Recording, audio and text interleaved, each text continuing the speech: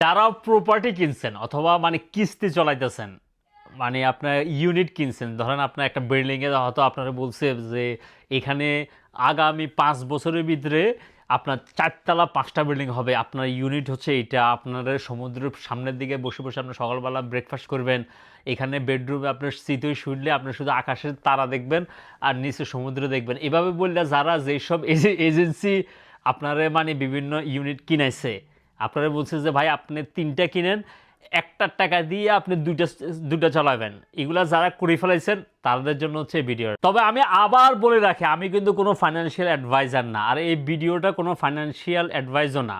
আপনারা কোনো ডিসিশন নেওয়ার আগে নিজে চিন্তা ভাবনা করবেন, কোনো প্রফেশনাল মানুষ থেকে ভালো করে যাচাই বাছাই করে তারপরে ডিসিশন নেবেন। ওকে, এই ভিডিওটা দেখার পরে ইউএন ডেভেলপমেন্ট প্রোগ্রাম, যারা মানে ইউনাইটেড নেশন তো বুঝেন, তারা একটা আর্টিকেল পাবলিশ করছে, তাদের একটা অ্যানালাইসিস যে মিডল ইস্টে যা হয়েছে গত 1 মাসে, যেভাবে এগুলা মানে মারামারি হইতেছে এবং অনেক কিছু ধ্বংস করতেছে, এইগুলাতে অলরেডি $200 বিলিয়ন উপর তাদের অলরেডি ক্ষয়ক্ষতি হয়েছে গত কয়েক সপ্তাহ।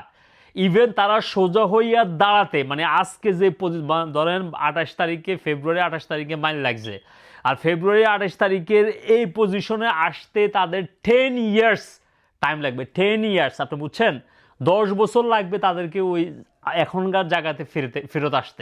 এরকম ড্যামেজ হয়েছে।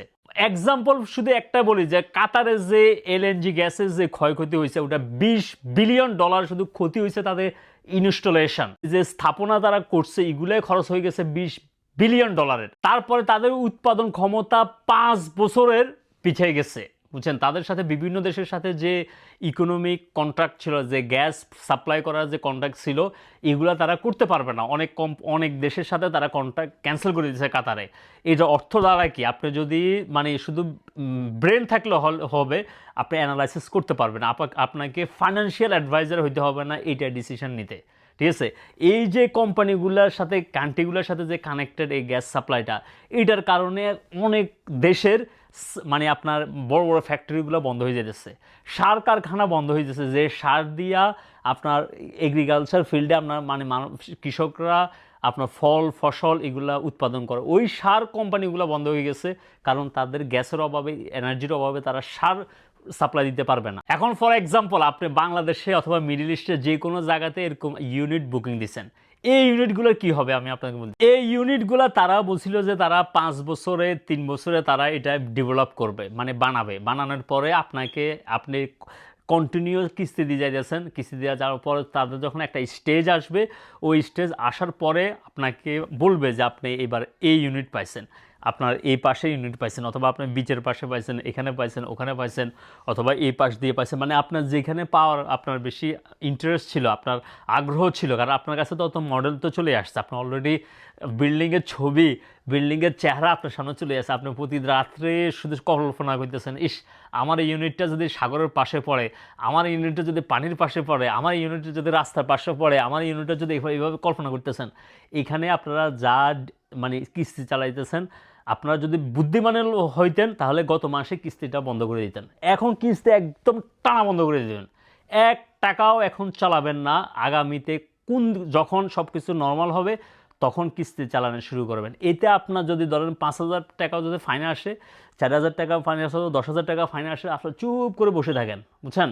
কারণ আপনি এখন ধরেন ফাইনের কথা চিন্তা করে আপনি কিস্তি চালাবেন, যেটা দিবেন সেটাই লস। কেন হবে এটা আমি আপনাদের জাস্ট অ্যানালাইসিস করে বলে দিতেছি যে কি কি আসতেছে মানুষের জন্য। সবচেয়ে বড় কথা হচ্ছে, এই যে ডেভেলপাররা আপনাদেরকে বলছে যে একটা টাইম টেবিল দিচ্ছে যে 3 বছর 4 বছরের ভিতরে আপনাদেরকে ইউনিট মানে ডেলিভার দিবে, এটা দিতে পারবে না। কারণ কি জানেন, আমি বলি যে এই যে জ্বালানির যে দাম বেড়ে গেছে এবং জ্বালানি স্বল্পতার কারণে এগুলো সব সেক্টরে ইফেক্ট করা শুরু করবে এবং সব কিছু দাম বেড়ে যাচ্ছে। এখন তারা ধরেন তাদের বাজেট ছিল, ধরেন আপনি এত $1 মিলিয়ন ছিল, যে এত মিলিয়ন হলে আমরা এইটা বাস্তবায়ন করতে পারবো, তারা এটা করতে পারবে না, কারণ এটা সব চেঞ্জ হয়ে গেছে। এই যে যুদ্ধটা আসার কারণে ক্যালকুলেশন পুরা উলটপালট হয়ে গেছে। তারপরে সবচেয়ে বড় কথা হচ্ছে আপনার ভ্যালু এখন 30% অলরেডি ড্রপ করছে। মানে মিডল ইস্ট থেকে শুরু করে মানে যে কোনো দেশে মানে প্রপার্টি মার্কেট অলরেডি মানে 20 থেকে 30% অলরেডি ডাউন। এটা ব্যাক করে আসতে যে এটা 1 বছর আসবে 2 বছর আসবে না, এটা 5 থেকে 10 বছর লাগবে যদি এখন যুদ্ধ থামে। আর এই যুদ্ধ যদি 3 মাস থেকে 6 মাস যদি কন্টিনিউ হয়, অনেক দেশ দেউলিয়া। বড় বড় সিটিগুলোতে যখন মাইল লাগার পরে তারা দেশ টেশ ছেড়ে দিয়ে চলে গেছে, অনেক ট্যুরিস্ট যারা আসতো ট্যুরিস্ট যাওয়া বন্ধ করে গেছে। আপনারা এখন দেখেন, খোঁজ নিয়ে দেখেন আপনারা, এগুলো মিডিয়াতে আসবে না। আপনার বড় বড় 5 স্টার থেকে যত হসপিটালিটি ট্যুরিস্ট সেক্টরগুলো আছে সব সেক্টরগুলো মানে একদম শেষ। ওখানে বড় বড় দোকানপাট, তারপর আপনার হোটেল, 5 তারা হোটেল, এগুলোতে এখন মানুষও যায় না, হেরা মশা মারতেছে। কিন্তু তাদের প্রতি মাসে মাসে যে খরচ আসতেছে, সপ্তাহে যে খরচ আসতেছে, দিনে যে খরচ আসতেছে, এটা তো বন্ধ করতে পারবে না, কারণ এটা একটা হচ্ছে মেশিনের মতন চলতেছে, হঠাৎ করে বন্ধ হয়ে গেছে, বুঝছেন। এরপর আসেন এয়ারপোর্টে যে এত ট্যুরিস্ট আসতো, হাজার হাজার মানে ট্যাক্সি ড্রাইভাররা কাজ নাই, এরা ঘরে মানে বসে বসে আল্লাহ আল্লাহ করতেছে, কারণ মানুষ আসতেছে না, ট্যাক্সি কারের সার্ভিস দেবে। এই যে ওয়েল রিফাইনারি যেগুলো আছে আপনার পোর্টের যে যারা মাল খালাস করে, তারপরে আপনার তেলের খনিতে, ইয়ার খনিতে কাজ করতেছে, এদের কোনো কাজ নাই, কারণ যে কোনো সময় মিসাইল আসবে, মানুষ ডরে এগুলো। পরে আসেন এই যে কাজ যাদের মানে জব নাই, এরা তো এত টাকা খরচ করে এত প্রতি মাসে মাসে মানে হাজার হাজার টাকা দিয়ে আপনার এইসব বড় বড় ফ্ল্যাটে থাকবে না। যারা মানে আপনার কাজ করার কথা ছিল, এরা ফ্ল্যাট যেহেতু আপনার একদিনের জন্য লিজ নেয়, সেটা দেখা গেছে আপনার 2 বছরের জন্য 3 বছরের জন্য লিজ নিছে। এখন তাদের নিজেদের কাজ নাই, তারা কিভাবে আপনার রেন্ট পে করবে? এরা আসতে রেন্ট পে করে স্টপ করে দিবে মানে 1 মাস পর 2 মাস পরে। এরপর আপনি কয়জনকে আপনি করবেন? সরকারও মানে আপনার সবাই ফোর্স করে মানে বের করে দিতে পারবেন, আর বের করে দিয়ে কি আপনি আবার টেনেন্ট ঢুকাতে পারবেন না।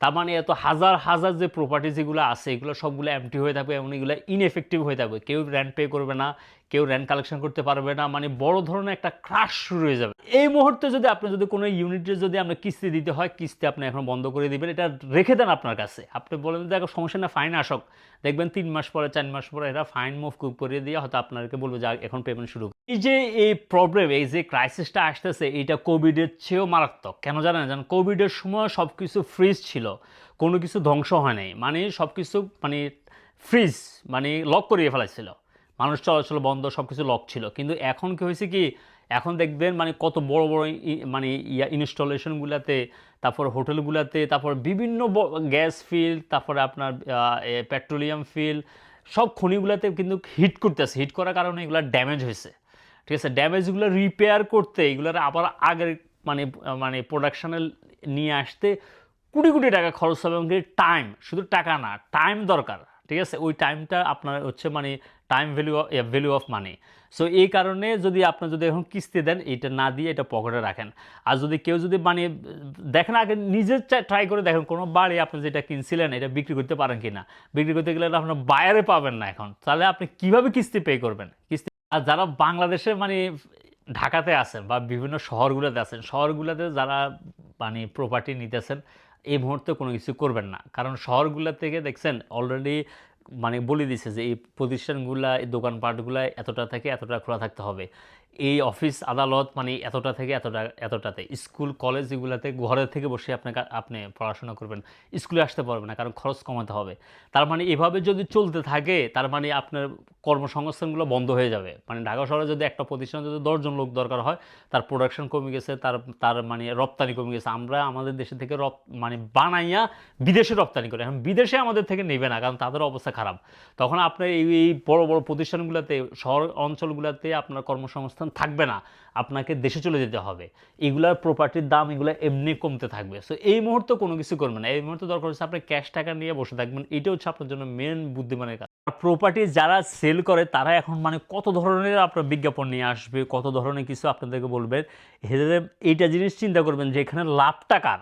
সে যদি ধরেন আপনাকে এই জিনিসটা বলে, এটা লাভ হচ্ছে যে সে আপনি কন্টিনিউ কিস্তি চালায় যাবেন, তার পকেটে কন্টিনিউ কমিশন ঢুকতে থাকবে, ঠিক আছে। আর সে তো এখন বেকার হওয়ার কারণে সে মানুষকে আরও প্ররোচনা দিতেছে যে ভাই এটা করেন সেটা করেন, এই দেশ ঘুরে দাঁড়াবে।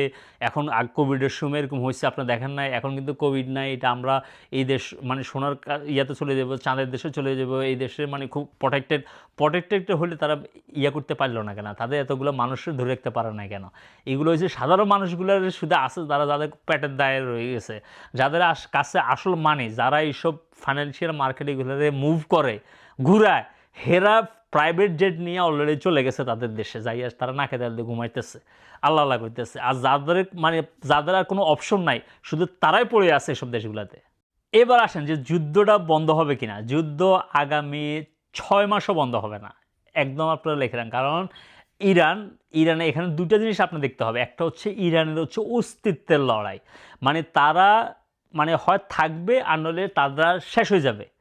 আর আরেকটা পক্ষর মানে এখানে যে মাইটটা লাগাইছে এটা হচ্ছে মানে আপনি তো বুঝেন ওই ইয়ারা লাগাইছে আপনার ওই হেদুকোর নাম তো নেওয়া যায় না, লাগাইছে মিডল ইস্ট থেকে হেরা লাগাইছে। হেরা কেন লাগাইছে জানেন? আপনার আমেরিকার মাইক হাকবি, সে হচ্ছে মানে আমেরিকার অ্যাম্বাসেডার টু ইসরায়েল, তারে টাকার কারসন মানে কোশ্চেন করছে যে ইসরায়েল মানে হেদের মানে মেন উদ্দেশ্য হচ্ছে তারা মিডল ইস্টে দখল করে নেওয়া এবং মিডল ইস্ট থেকে সুপার পাওয়ার মিডল ইস্ট থেকে নেতৃত্ব দেওয়া। হেরা যদি এই কাজগুলো যদি করে, এই কয়েকটা দেশ যদি তারা নিতে চায়, তাহলে আমেরিকার কোনো আপত্তি আছে না। হ্যাঁ, আমেরিকার কোনো আপত্তি নাই, এটা যদি তাদের যদি উইশ থাকে তাহলে তারা করতে পারে। সে ক্লিয়ারলি বলছে যে তারা যদি পুরো মিডল ইস্ট নিতে চায়, এমনকি তারা যদি এখান থেকে থাকে যদি ডোমিনেট করতে চায় সারা ওয়ার্ল্ড, আমাদের আপত্তি নাই, আমরা আরও সাপোর্ট দেবো। এটা হচ্ছে আমেরিকার কথা, ঠিক আছে? আর এটা তাদের মানে আপনার ধর্মীয় গ্রন্থ সব কিছুতে আছে, এটা সবাই জানে মিডল ইস্টে। হয়তো আপনি এটা ভালো মতো এটা নিয়ে অ্যানালাইসিস করেন না, এটা নিয়ে আপনার চেকটা করেন নাই, কারণ আপনি জানেন না। কিন্তু মিডল ইস্টে সবাই জানে যে এটা কী হইতেছে, একটা পাওয়ার শিফট হওয়ার জন্য ট্রাই করতেছে। আর ইরানের হচ্ছে যে অস্তিত্বের লড়াই, তাদের কথা হচ্ছে যে আমরা বেঁচে থাকতে হবে এখানে। ইরান এমন একটা জাতি যাদেরকে গত 400 বছরে কেউ তাদেরকে অকুপাই করতে পারে নাই, মানে তাদেরকে হারাইতে পারে নাই, এরকম একটা জাতি। এইটা সাইন দেখলে বুঝতে পারবেন যে গতকালকে আমেরিকার একটা পাইলটকে বাঁচানোর জন্য তাদের 3টে হেলিকপ্টার তাদের শুধু গতকালকে রাত্রে শেষ হয়ে গেছে। আপনি বুঝছেন? এই যে ইরানরে বলতেছে এদের সব কিছু তামা করে দিচ্ছে, কিচ্ছু নাই, তাহলে কি দিয়ে আর কে ফু দিয়ে এগুলো ফেলাইছে? সবচেয়ে বড় কথা হচ্ছে ইরান একা না, ইরানের পিছনে রাশিয়ার মানে স্যাটেলাইট ইমেজ দিতেছে, রাশিয়া ইন্টেলিজেন্স দিতেছে, বুঝছেন? আর চায়না, রাশিয়া এরা পিছন দিয়ে পাওয়ার ভ্যাকুম দিতেছে ইরানকে। আর নাহলে ইরানের মতো একটা দেশ এরকম সুপার পাওয়ার, ঠিক আছে, একটা সুপার পাওয়ার, তারপর আবার ইসরায়েলের মতো এরকম একটা দেশের সাথে তারা আজকে 1 মাস প্রায় 5 দিন হয়ে গেছে, 6 দিন হয়ে গেছে, তারপরে কোনো মানে ব্যাকডাউনের কোনো ইয়া নাই, ঠিক আছে? আর ডোনাল্ড ট্রাম্প আজকে যে টুইট করছে এটা হচ্ছে মানে ফার্স্ট্রেশন থেকে, যে সে এত রাগান্বিত, সে ফোকাস করতে পারে না যে সে কি বলবে না বলবে, এই কারণে সে গালাগালি করা শুরু করে দিচ্ছে। এবার বুঝেন তাদের কি অবস্থাতে আছে। আর এখানে তো সবাই এক না, গত এই যে ফ্রান্সের জাহাজ যাইতেছে হরমুজ প্রণালী দিয়ে, কেন জানেন?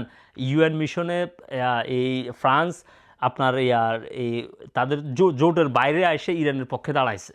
তো সাবধান, এগুলো আপনি বোঝার জন্য আপনাকে বড় স্পেশালিস্ট হইতে হবে না, শুধু জাস্ট একটু চিন্তা ভাবনা করে আর হুড়হাড় করবেন না, দৌড়ঝাঁপ দিবেন না, একটু ওয়েট করেন। যে যেখানে দিচ্ছেন সবচেয়ে মানে যারা বেশিরভাগ মিডল ইস্টে যারা ইনভেস্ট করছেন হেদের অবস্থা তামা হয়ে যাবে। আর এই জিনিসটা সবাই ইফেক্ট করবে, শুধু মিডল ইস্টে মানুষের না, বাংলাদেশ থেকে শুরু করে সারা বিশ্বের আমাদেরকে অলরেডি ইফেক্ট করা শুরু করেছে। আমরা এই ইংল্যান্ডে যে আছি, আমাদের এখানে খরচ, ইংল্যান্ডের আমি একটা জিনিস বলি, এইসব দেশগুলোতে যারা একদম গরিব তাদের কোনো প্রবলেম নাই, তারা কোভিডের সময় ফ্রি পাইছে সব কিছু। এখনও এনার্জির দাম বাড়ে গেছে, আপনার বিদ্যুৎ, গ্যাস, ইলেকট্রিসিটি বাড়ে গেছে, হেদের কোনো দোষ নেই, হেরা আরও সরকার থেকে টাকা পাবে। আর যারা রিচ বিলিয়নার হেদেরও কোনো সমস্যা নেই, মাঝখান দিয়ে হাঁটা হেতা মানে আপনার বেশি প্রেশারে পড়বে যে মিডল ক্লাস, যারা লোয়ার মিডল ক্লাস, আপার মিডল ক্লাস যারা আছে হেদের অবস্থা শেষ।